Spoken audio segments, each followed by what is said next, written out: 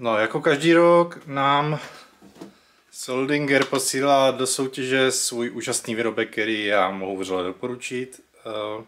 Otázka zní, je to ta placená spolupráce? Když z toho nemám žádný profit, ale máme něco do videa, to stojí k zamyšlení. Napište mi to do komentáře. A když se tak nad tím zamýšlím, tak asi jo, to je prostě klasický barter. Akorát já to dám lidem a co to poperou. Protože je fakt o co soutěžit. Takže toto video je vlastně už to soutěžní, to už prostě znáte, akorát to nebudu losovat live. Nebudu to losovat live, ale budu to losovat prostě soukromně, ale spravedlivě. Jo, takže jedná se o páječku pistolového charakteru. Oni už to mají vstřikolisem krásně dělaný. Jo. Minule to měli ještě, nebo tenkrát, když to začalo, tak to bylo všechno tisknutý na 3D tiskárně. Tady ještě můžete vidět, že ten vnitřek je tisknutý. Jinak ergonomie té páječky je fakt skvělá, strašně se mi líbí, mám ji rád, používám ji. A hlavně je to skvělá servisní páječka. Jo, to prostě můžu jí doporučit vřele, já ji používám na výjezdech, když je potřeba spájet někde něco z drátky, jo, zapájet nějaký spoj, který mám prostě na svářečce a fakt mě nebavilo nikdy tahat klasickou prostě páječku po výjezdech. Jo, vždycky si člověk teda nějak poradil, musím říct, ale největší problém je prostě dostat tam těch 230 k té svářečce. Vždycky to tak je, protože prodlužky svářeči mají. Na rozbrušky zrovna potřebují brousit, jo, anebo ta prodlužka vypadá, že je 10krát slepovaná a prostě to tam ani strkat nechceš do té zásuvky, jo, do té prodlužovačky. Takže mně se tato myšlenka opravdu velice líbí, nějak to nezastírám a tato spolupráce vznikla čirou náhodou, že mě tady výrobce Soldinger prostě sledoval a poskytnul mi tu páječku na test a od té doby prostě já nemám důvod to nedoporučit. Jediný, co za ty roky se mi zdá, že to přepaluje očka. To znamená, že to je tak výkonný, že zkrátka vy stisknete krátce a ta už je nahřátá. Jo, takže je potřeba se na to zvyknout. Já samozřejmě mám svalovou paměť na tyhle ty slabší mašinky, takže kolikrát se mi stane, že mám přepálený očko, jakože ten cín už se mi přepaluje, jo, ale vyklepnu to vždycky, no prostě udělám klasický, zahřeju to a udělám cvak pryč a je to hotový a naberu si nový cín a je to vyřízený. Soldinger přichází s balením krásným. Takže tady máme kalafunku, no to je, já to mám strašně rád, tu pryskyřici, tu vůni našich dědů a našich otců. Pamatujete si to vždycky, jak pájeli v garáži nebo někde na stole. A tady máme, co pak tady máme? Bezolovnatá pájka. Nuba. Nepolezu do toho, nechám vám to bejt. Ta bezolovnatá pájka, docela by mě zajímalo, jak se to chová tato, ale nebudu do toho líst. A tady mají vyrobený očka lebopájecí hroty, které jsou pocínovaný krásně, udělaný v lázni asi. Jinak minule mě Soldingerovci poslali asi jako fakt milion těch pájecích hrotů a oček. A výherci to pak dostali. Ty, co vlastně to vyhrali, tak to dostali s páječkama, já jsem si jich pár tady oddělal. Myslím si, že mám doživotní zásobu pájecích oček, jo. No a tohle ta ruční práce se mně líbí víc, no, takže pro ty, co o to budou soutěžit, tak samozřejmě není to záměnný, je to prostě na ty akumulátory Bosch, který používám já a prostě tak to můžete nějak vychangeovat výherce, když se vám to nebude hodit, anebo si prostě hlad koupíte akumulátor Bosch s nabíječkou. A nebo to můžete krásně použít jako dar k Vánocům pro někoho, kdo to využije. Že jo, když to tady vyhraje žena, tak asi předpokládám, že s tím nebude tady pálit, i když, kdo ví, česká žena si poradí. Takže klasika, kdo to nezná, udělá chybu, jeho mínus. Tady už se to nemění, takže napište pod toto video tento komentář, pravidla tam máte napsaný. Jenom říkám teda, musí to být, prostě si zapněte ten caps lock a napište to tam. Hezky česky, velkými písmeny a slogan zní Soldinger páječku vyhraju, sousedovi se vysměju. A píšte to tak, jak to slyšíte, ne, že si budete upravovat jako spisovnou češtinu. Prostě tak, jak to říkám. Takže GLHF, kdo neví, co to je, tak jste nevyrůstali v 90kách. A doufám, že to vyhraje ten, co to nejvíc chce a ten, co to nejvíc využije a ten, co to nejvíc potřebuje. Je vám to jasný? Že budete jenom chamtit, protože tady se dává něco zdarma. Takže good luck and have fun. Jak to tam bylo? Jo, takhle asi. Nevím. Jo, takže hodně štěstí a od losu to prostě asi mi bude chtít. Dejte mi týden od zveřejnění tohoto videa, dozvíte se to včas. Vydám třeba shortové videjko. Jo, vy mě pak napíšete výherce, doložíte, že to jste vy a páječku posílám. A ten, kdo vyhraje, tak třeba dostane... Tenhle ne, ten je hnusnej, ale mám ještě vyrobený, tohle je zmetek, ale mám vyrobený krásný mosazný otvíráčky. Takže čus a vidíme se u dalšího videa. Tady je jenom taková vsuvka nakonec. Kontaktoval mě pán, jestli by neměl někdo zájem o svářečku v tomhletom celém kompletu. Nebo nevím, jestli třeba by to dalo po částech, kdyby se vám líbilo něco jiného, tak ho můžete kontaktovat a dole v popisku je jeho e-mail. Toto je zváračka, značka Helvy, sú Taliani, Synergy,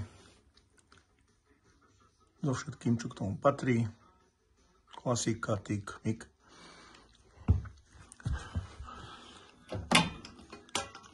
Vo vnútri je takáto tabulka pre tých, čo by chceli sa naučiť zvárať, ako ja som sa chcel pôvodne učiť. Tu je hadička, ešte originálny drôt, klasický. Zo spodku je, snímam takto, si to pauznite, to malo by byť vidno.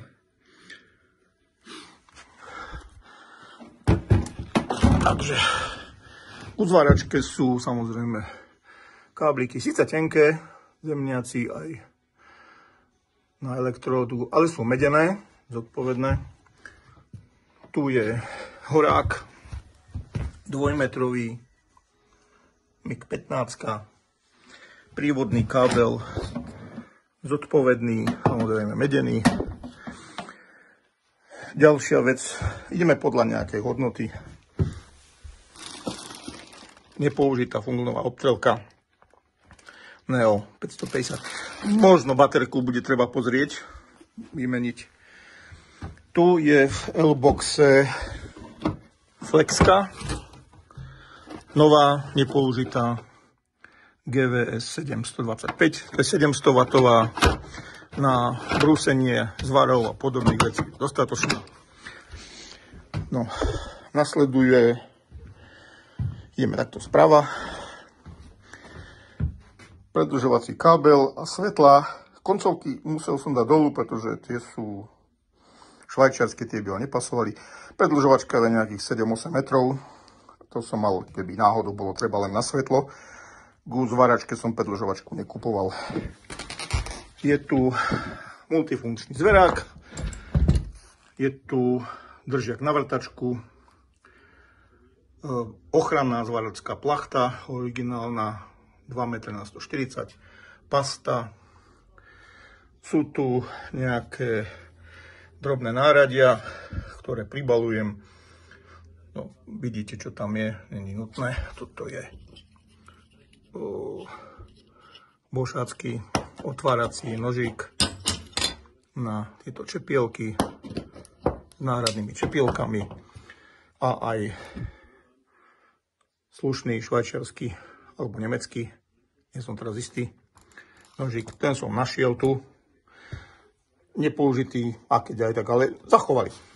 Následne je tu trojuholník, vinkle, kefa, oklepávacie kladivka, klasické kladivka je malé a veľké, tie sú repasované zo starých, nové ručky. Je tu pár elektród 150, týchto 350 mm a týchto pár kusov dvojstovkových. Sprava tieto 4, to je klasický drôt, tieto 2 modré, to je trubičkový a tam je polkilový trubičkový, neviem presne aký.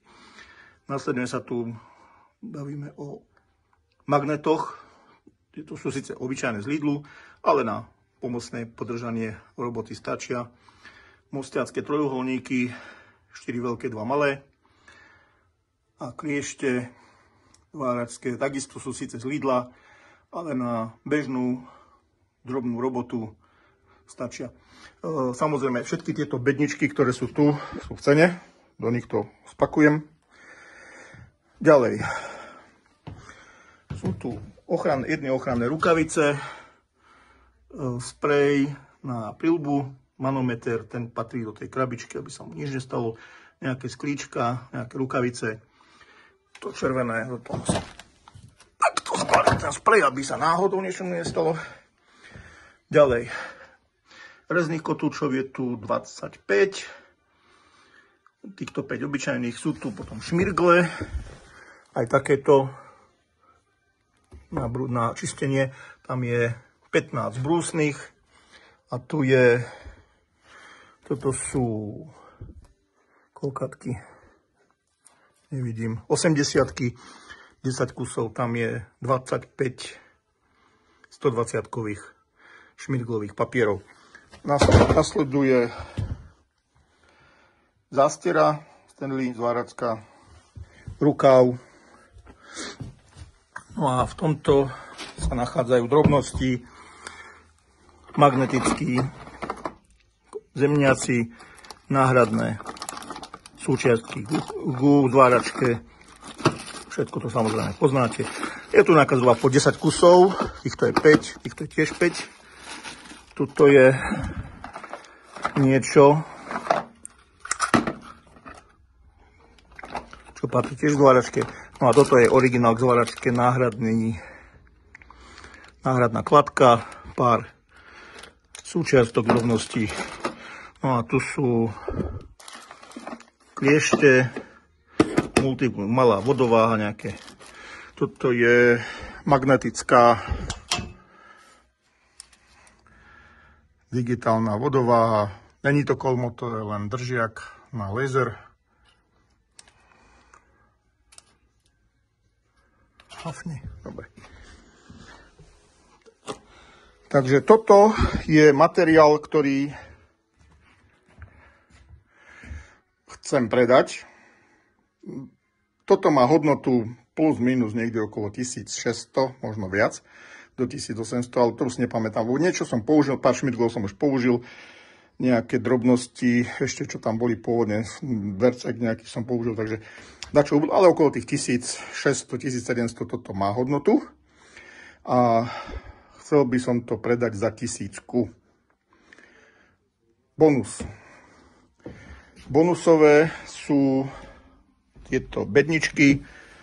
Toto je malá bednička. Nedá sa mi otvoriť jednou rukou.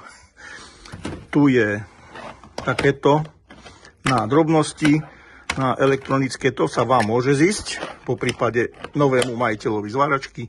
Toto je trošku väčšie. Toto sú tiež obyčajné, to sú Stanley. Potom je tu takáto Bosch mini krabička, 4 kusy. Toto čierne čudo, to je tiež L-Box. Tento je s chlievikmi, Tieto dva majú v sebe polystyren. Tu si môžete vyrezať, čo chcete na nejaký vercajk.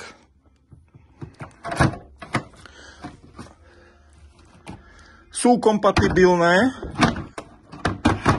s tými modrými, akurát, že tieto sa nedajú otvárať, keď sú za štose. Musia sa rozobrať.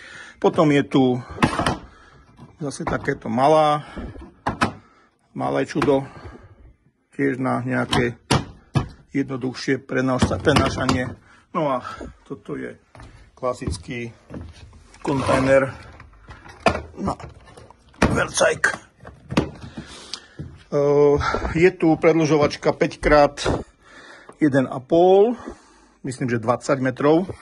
Tiež som ju použil párkrát, ale koncovky som dal preč. Pre vás by to mohlo byť zaujímavé. Toto je sada Vera, ale s jemnými šrobovačikmi, drobnosťami. Toto je zase golá, nástrčná, takisto nepoužitá. A toto tu bol plánovaný ako pracovný stolík, prenosný. Toto sú nožičky, ktoré som špekuloval privariť do nejakého tvaru, aby bolo možné postaviť z toho niekde. Keby bolo treba zvárať v teréne, otočí sa to a z druhej strany hladké. Toto je len ako, aby to nebolo položené čisto na zemi, poprípade na nejakom stole alebo na niečom inom. Takže ak sa nájde niekto, kto bude ochotný tento materiál odkúpiť, s tým, že toto je bonusové, či už pre vás, alebo pre dotyčného, nechám na vás, že ako sa rozhodnete, či vám sa z toho niečo hodí, či dotyčný má interes, alebo bude mať interes o všetky tieto veci. Podotýkam aj 1000 by bola optimálna, viacej nechcem, to by som chcel asi moc, ale myslím si, že každá z týchto vecí je v podstate nepoužitá. Áno, sú staršie, ale všetky boli odložené v garáži, v suchom prostredí. No a takto vyzerá všetok ten materiál zbalený a pripravený na transport. Takto tu bolo plánované, že pôjde do auta. Pre každý prípad, akákoľvek práca v teréne.